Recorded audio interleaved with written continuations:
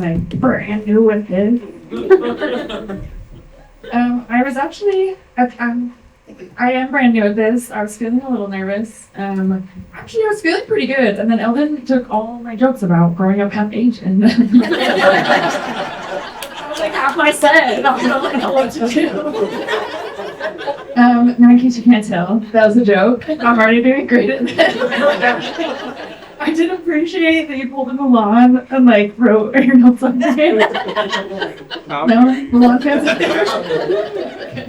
Anyway, yes, my name is Allie. I'm a friend of Eldon's, as are probably most of the people in this room. Let's do a quick round of applause to Eldon for setting this up for everybody. If you don't know, these comedy nights started several months back in Eldon's basement. So when he talks about how hard can it be, it literally, he got us from the basement to here, and we've done some shows. Other people have done shows in Spanish Fork. I've been to them and they were great. I laughed in the audience, which is, I mean, you guys are doing tons of work there. So, but yeah, my name is Allie, otherwise known as the token female comic of the evening. I think you have to have one or they kick you out or something. So basically you guys have to laugh harder for my jokes or you're probably sexist or something. I don't know. I don't make the rules. That's just how it works. But yeah, I wasn't originally planning on doing this, but I had some buddies who were planning on kind of sharing some jokes tonight, and Eldon invited me over for kind of one of their workshop nights, and he was like, yeah, you don't even have to get up, you just have to come and help judge people. And I don't know about you guys, but judging people is one of my favorite pastimes. So I was sitting just kind of enjoying being on that side of things, and then one thing led to another, and Eldon started talking about female representation and feminism and all that stuff. So anyway, here I am. Yeah, I'll tell you a little bit about myself. This is not my first rodeo being the only female or male-dominated environment. My day job, which I'm not planning on quitting, I actually work as a structural engineer. Yeah, ladies in STEM. How you may be thinking, oh, but Allie, you seem so cool, and so normal, and so pretty, and so female. You could possibly be an engineer. And I would say, yeah, I get that a lot. No, just kidding. Don't let my confidence fool you. I have plenty of awkward moments. I am a nerd, a big nerd. I do get people who come into our office and think that I'm the secretary sometimes, and then I get to tell them that they're super wrong. And I tell them that I'm an engineer, and it's kind of fun because it's a lot of these older men. I'm not saying that villain in my story, but it's older white men coming in and they've been working construction for a long time, and they don't see a lot of people like me in engineering, which is exciting. It's exciting that it's changing, but they do kind of like, oh, I tell them, no, I'm not the secretary, like I engineer the funds. And then you're like, oh, good for you. To which I am flattered and offended somehow simultaneously. But anyway, it's a good life as an engineer. There's a lot of building going on. I will say I do buildings and not roads, so you can't blame me for this nonsense. I very purposely did not go into transportation engineering. It is a thankless career, but important. I will say that. But anyway, I wanted to come and just share some stories with you guys tonight. I probably do plenty of embarrassing things myself, but I'm not particularly easily embarrassed. So I'm going to share some stories about people in my life. So a little bit about me. I live in Spanish Fork. Some of the people in my life are here, and now they're very nervous. Well, you'll just see what's coming. No, I live in Spanish Fork. I've been there for a few years. I turned 30 a couple years ago, so I am, I guess, a menace to society. I think that's somewhere in the Utah County law. I am a single and in my 30s, I should clarify, so hence the menace to society. I don't know if you guys heard, though, I'm going to go out on a limb here and assume that most of you are at least familiar with the LDS Church. Gasper. If you're not, you've been living under a rock, but that's okay. Anyway, they have congregations that are specifically for young single people. But previously, that's only been up until you're 30, right? And then you hit your menace to society stage, which I did. But they recently changed it, but now it is 35. So at least in the eyes of God, I am once more a youth. Thank you. Very exciting.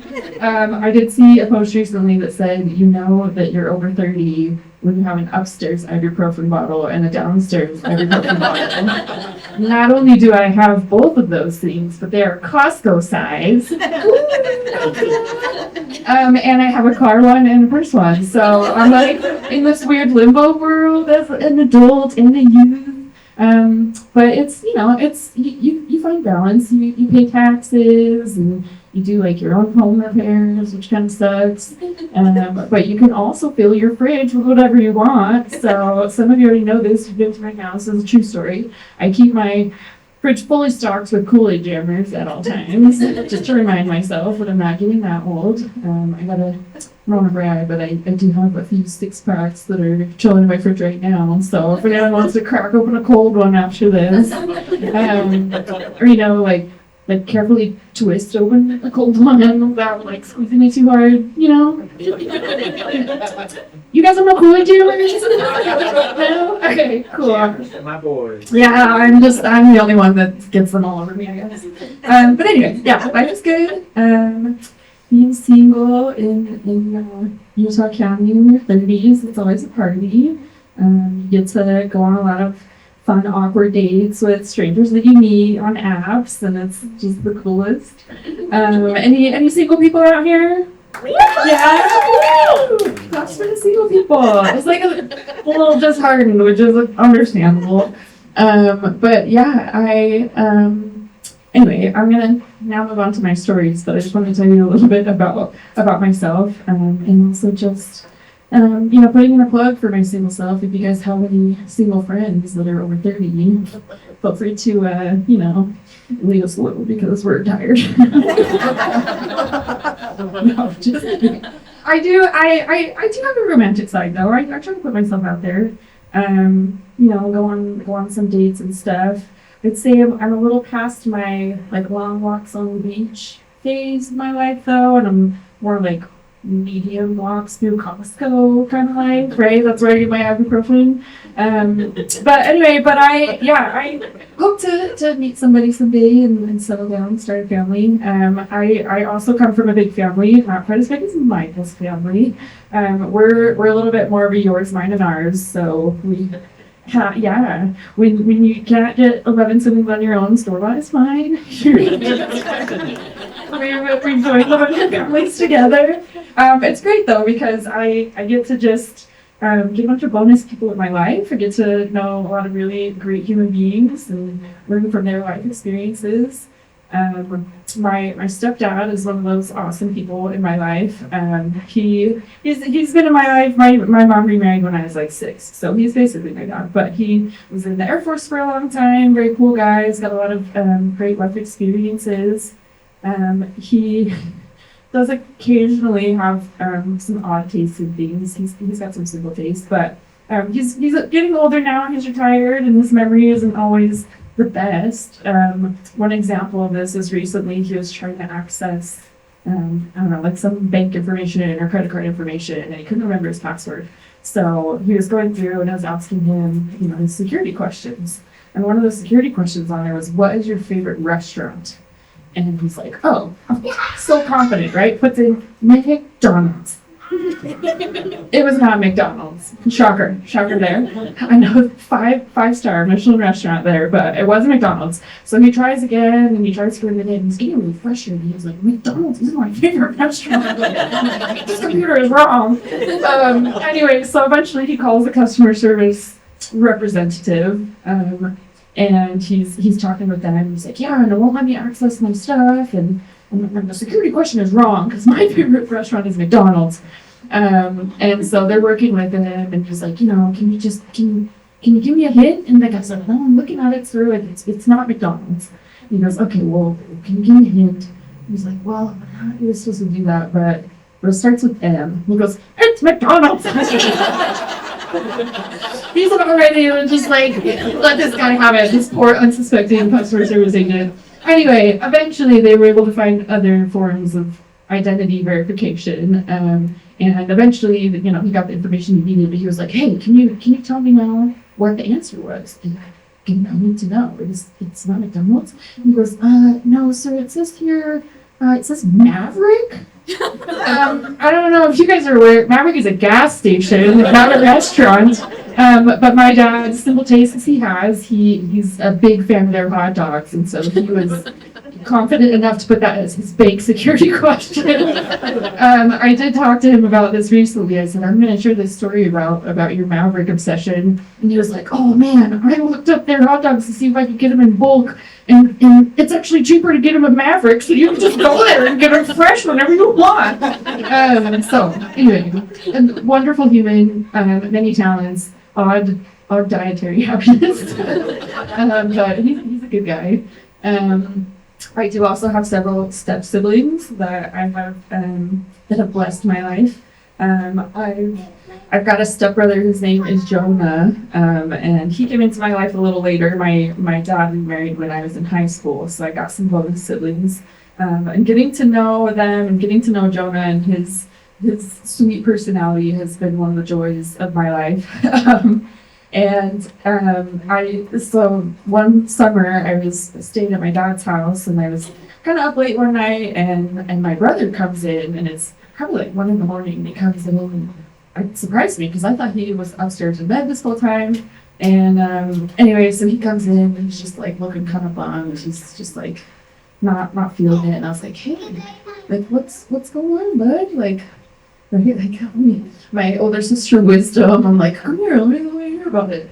And so he comes over and he's like, yeah, there's this girl at school that I really like. He's in like high school at this point, okay, just set the stage.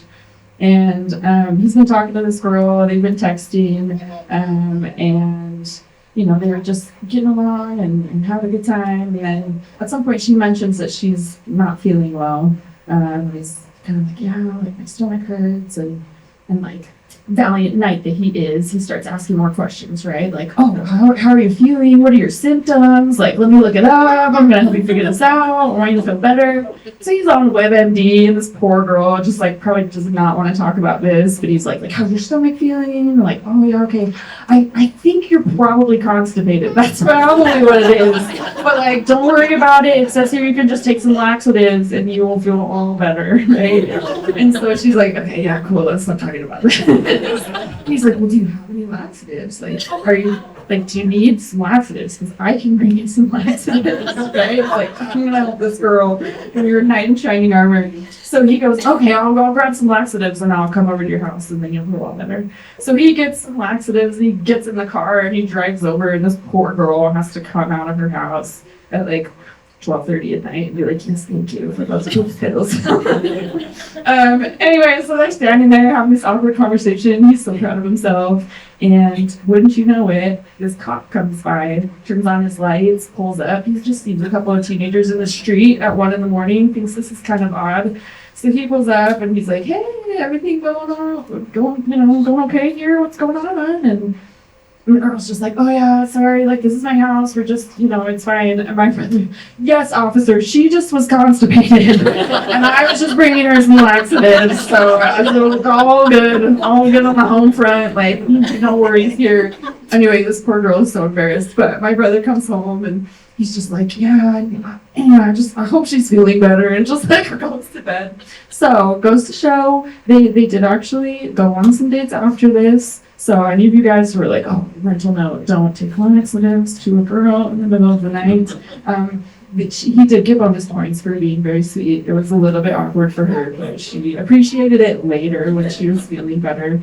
But yeah, in general, dating is kind of rough.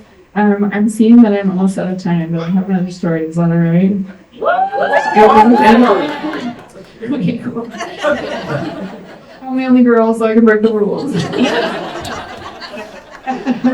You guys are a great crowd. Anyway, we're getting to the good stuff, right? So dating stories. I do love asking my friends their bad date stories because they're always just so funny. They've got some real doozies. I've been on plenty of awkward dates myself, but they're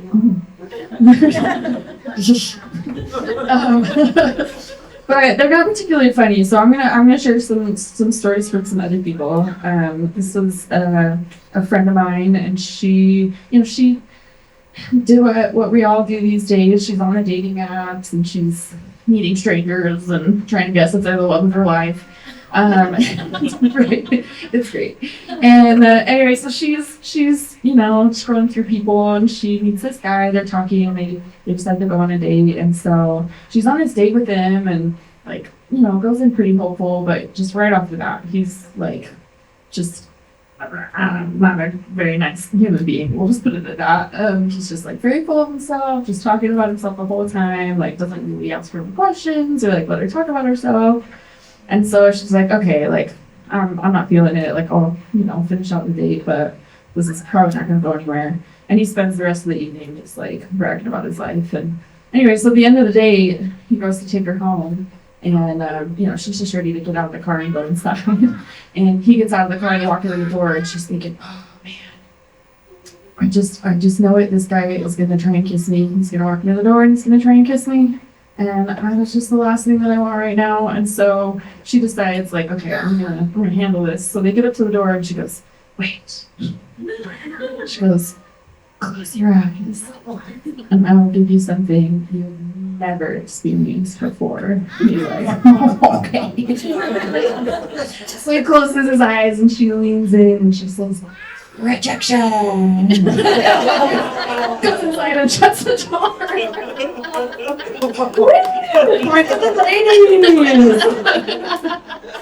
Anyway, so like I said, dating can be hard. It can be rough on both sides. I got one more story for you guys. This is also a date story. Sometimes you have people like that are going to come and show up and be the reason why your date is not great. But sometimes you can have two great people and the circumstances just are out of your control and things just are not going to go well. So this was a friend of a friend. This happened to. No dating apps this time. They were set up by some mutual friends. This is a blind date, right? And they decide to go to the county fair. So he's all excited. He's going to go and pick up this girl. And he's driving over there, and on his way over, feels a little rumbly. His stomach is not feeling great, right? We've had some stories about this so far. No socks are involved in this story. No socks were harmed. Anyway, so he's like, okay, like just shake it off, right? Like I'm feeling fine. And so he goes, picks up this girl, and they've got a little bit of a drive to get to the county fair. She lives kind of in the other direction, and so they're driving, and his stomach is just getting worse. It's just right. He's like trying to keep it quiet, like, oh, let's turn some music on, and but she's starting to pick up on the fact that something is not okay, right? I don't know if it was an olfactory sense that she had, but things are kind of taking a turn for the worse. So anyway, he decides, like, okay, I'm just gonna, like, I can do this. If we can just get there, then I can, like, go to the bathroom and, like, it just should be fine. Like, it'll be whatever. Well, spoiler alert, he didn't make it. So he's in this truck, right? He's driving this girl to this date, and he has fully pooped his pants at this point, right? We're gonna put it out there. We're gonna say it. And he's just like, oh my gosh, like, what do I do with this? I'm a grown man. What was the last time I pooped my pants? And he's in front of this girl that he's trying to impress, right? So he's like, okay, just play cool, right? He's hoping that, like, she doesn't know, like, she doesn't smell it. I don't know. We're not gonna get into the gory details, but so they get to the county fair, and he's like, just walk. Don't worry about it. And they've got some different, like, booths and crafts and things, and he sees this booth that's selling clothes, right? They've got, like, t-shirts and hoodies and sweatpants and stuff, and he's like, oh, perfect, okay, this is my saving grace. And he goes, oh, it'd be so fun. We should get, like, some matching sweatpants. That'd be so cute. Right? Like, fun memory from our date. Let's go get some matching sweatpants. And she's like, no, it's really okay. I don't want these sweatpants. And he's like, oh, we're gonna get some sweatpants. So he walks over and she's just like, no, I don't need any sweatpants, thank you. And he's like, okay, well, I think they look like really great sweatpants, so I'm gonna get some. So he gets a thing of sweatpants, right? And he's like, I'm gonna go change into them right now. They just look like great sweatpants. The best sweatpants I've ever seen in my life. So he runs over to a porta potty, right? And she's like, okay, like, with words, I'm fine, this is fine. We're like, it's all looking up from here. So he just, starts undressing, he just throws his pants in the porta potty, like they're just done for, like they're not coming back from this. And he goes and he opens the package of sweatpants. Lo and behold, it is a sweatshirt. What do you do at that point? His pants are already in the porta potty, right? So he did what any of us would do. Puts a foot through each arm, waddles back to his truck, and he leaves her there. And that's all I got for you guys. Thanks for having me. Thanks for letting me keep going.